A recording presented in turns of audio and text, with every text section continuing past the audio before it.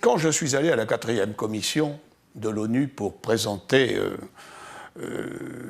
ce que je crois être la réalité des faits, j'ai entendu que c'est une dictature, qu'il n'y a pas de liberté, que les Sahraouis sont emprisonnés, que les femmes sont battues, que la police est ceci, que la police est cela. On se croirait chez Staline ou chez Hitler. Voilà, j'y suis allé, j'ai vu, ça m'a suffi. En vérité, c'est un espace de très grande liberté. Et je dirais même que les libertés que j'ai observées dans cette partie du Maroc sont bien plus grandes qu'elles ne le sont dans bien d'autres endroits du Maroc et peut-être de France. Parce que ce sont des vérités, en vérité, des libertés très, très concrètes. La femme, par exemple. Parlons de la femme. J'ai rarement vu une femme aussi libre dans son mode de vie. La nuit, à minuit, 1 heure du matin, la femme est comme en Espagne, exactement de la même façon, parce qu'ils ont une petite culture espagnole par la colonisation. Bien, mais elle est dehors avec les enfants, tout le monde rit, tout le monde... J'ai observé... Aux terrasses des cafés? Oui, aux terrasses des cafés, oui. Il y a...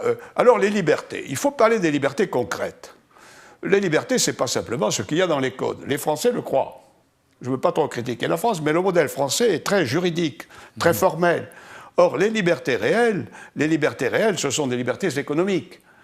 La liberté de faire du sport, la liberté de pouvoir avoir un emploi, la liberté de pouvoir avoir de l'eau, la liberté de pouvoir avoir de l'énergie. Quel est l'endroit Tout ça existe là-bas. Quel est l'endroit qui, en Afrique aujourd'hui, peut prétendre avoir toutes ces libertés? Et je le dis parce que, et même au Maroc du Nord, ou dans les Marocs des Atlas, ce n'est pas vrai.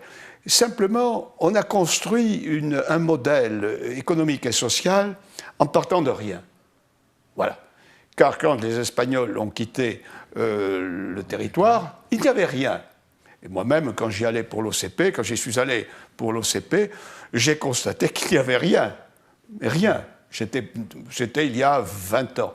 C'est peu 20 ans, voyez-vous. Mais depuis, le modèle qu'on a construit l'a été de manière très intelligente. Je dis dans mon dernier livre, Le Sahara marocain, je termine par un chapitre où je parle d'une nouvelle Californie. D'une nouvelle Californie.